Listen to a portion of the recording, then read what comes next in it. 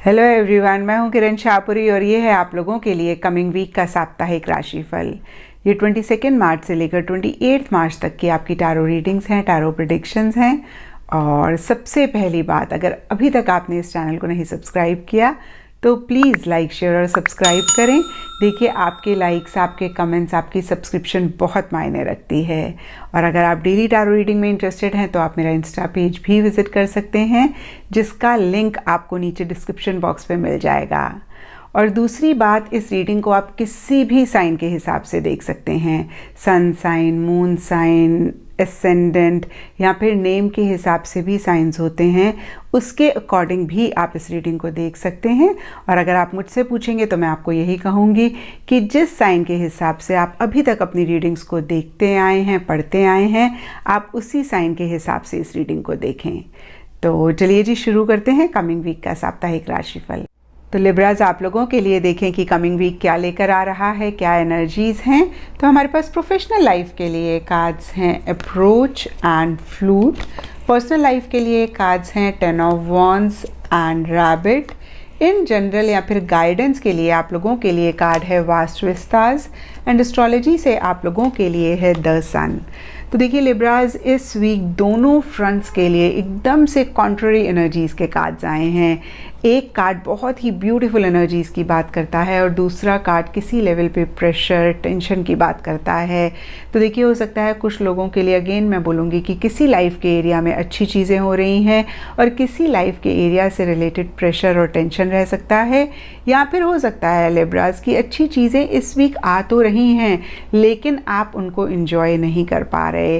और देखिए, most of the times ऐसा ही होता है, हमारी पास्ट कंडीशनिंग होती है, पास्ट एक्सपीरियंसेस होते हैं, या हम पॉजिटिव स्टेट ऑफ माइंड में नहीं होते हैं तो हम अच्छी चीज़ों को नहीं देख पाते हैं और ना ही उनको एंजॉय कर पाते हैं। और अगर ऐसा इस वीक आपके साथ हो रहा है तो ज़रूर उसको चेक करके करेक्ट करें।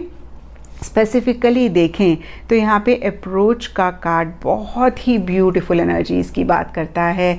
अगर आप इस कार्ड को देख पा रहे हों तो इसमें रेड कारपेट है और स्टेयर्स हैं। देखिए, स्टेयर्स भी कहीं अपवर्ड मूवमेंट की बात करती हैं, ग्रोथ और प्रोग्रेस की बात करती हैं। बहुत खूबसूरत फ्लावर्स हैं, दरवाज़ा खुला हुआ है। तो देखिए, एक तरीके से ये स्प्रिंग कार्ड को डिनोट करता है और स्प्रिंग सब सीजन्स में से सबसे अच्छा सीज़न माना जाता है। और देखिए, विंटर के बाद आता है विंटर। नॉर्मली एक पैसिव सीज़न के साथ हम एसोशिएट करते हैं, जहाँ पे हम इतने एक्टिव नहीं होते हैं। ज़्यादातर हम घर के अंदर रहना पसंद करते हैं और कहीं थोड़े से लेज़ी भी हो जाते हैं, इतनी एक्टिविटीज़ भी नहीं होती।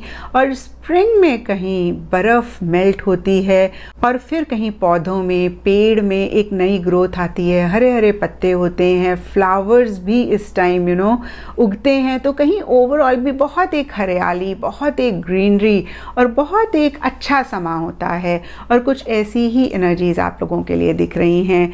देखिए, नई अपॉर्चुनिटीज़ आ सकती हैं पीछे, स्पेशली प्रोफेशनल लाइफ, या हो सकता है कोई और भी लाइफ का एरिया हो, क्योंकि ये जनरल रीडिंग है।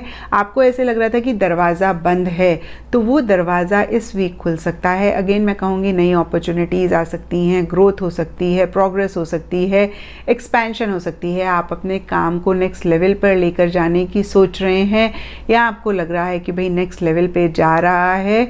अगेन मैं बोलूँगी कि एक्सपैंड हो सकती हैं चीज़ें।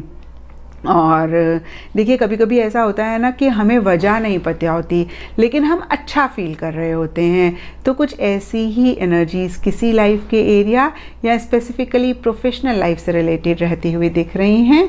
और देखिए, यहाँ पर पर्सनल लाइफ के लिए 10 ऑफ वॉन्ड्स का कार्ड है और 10 ऑफ वॉन्ड्स का कार्ड कहीं प्रेशर, टेंशन, बर्डन की बात करता है। तो किसी लाइफ के एरिया में या स्पेसिफिकली पर्सनल लाइफ से रिलेटेड हो सकता है आप थोड़े परेशान हो रहे हैं। और देखिए, ये कार्ड आता है तो हम बोलते हैं कि आप थोड़ा सा पॉज करके अपने आप को पूछें कि क्या आपने बहुत सारी रिस्पॉन्सिबिलिटीज़ ली हुई हैं, क्या आप जितना कर सकते हैं उससे भी ज़्यादा कर रहे हैं। और देखिए, अगेन यहाँ पे सबके लिए डिफरेंट एरियाज़ हो सकते हैं। कुछ लोगों के लिए रिलेशनशिप हो सकता है। कुछ लोगों के लिए अगेन कोई भी और लाइफ का एरिया हो सकता है जहाँ पे आप ज़रूरत से ज़्यादा कर रहे हैं, जिसकी वजह से एक प्रेशर, एक टेंशन भी आप महसूस कर रहे हैं। और देखिए, जब भी ये कार्ड आता है तो हम कहते हैं शायद आप लोगों को ना नहीं कह पा रहे हैं। तो देखिए, बहुत इम्पॉर्टेंट होता है कि बहुत ही ग्रेसफुली हम लोगों को ना कहें, और क्या हमारी कैपेसिटी है उसको जानें और उससे बियॉन्ड हम ना करें। और देखिए, कुछ भी हो सकता है, लव हो सकता है, इमोशंस हो सकती हैं, हम ओवर लविंग हो रहे हैं, ओवर इमोशंस को फील कर रहे हैं, या फिजिकल लेवल पे कोई काम किसी के लिए ओवर कर रहे हैं। तो देखिए, एक बैलेंस लाने की ज़रूरत है। अगेन मैं कहूँगी कि ग्रेसफुली लोगों को ना करने की ज़रूरत है, और फिर थोड़ा सा पॉज करके अपने आप से पूछें कि क्या चीज़ है जो आपको प्रेशर दे रही है, उसको भी चेक करके करेक्ट करने की ज़रूरत है।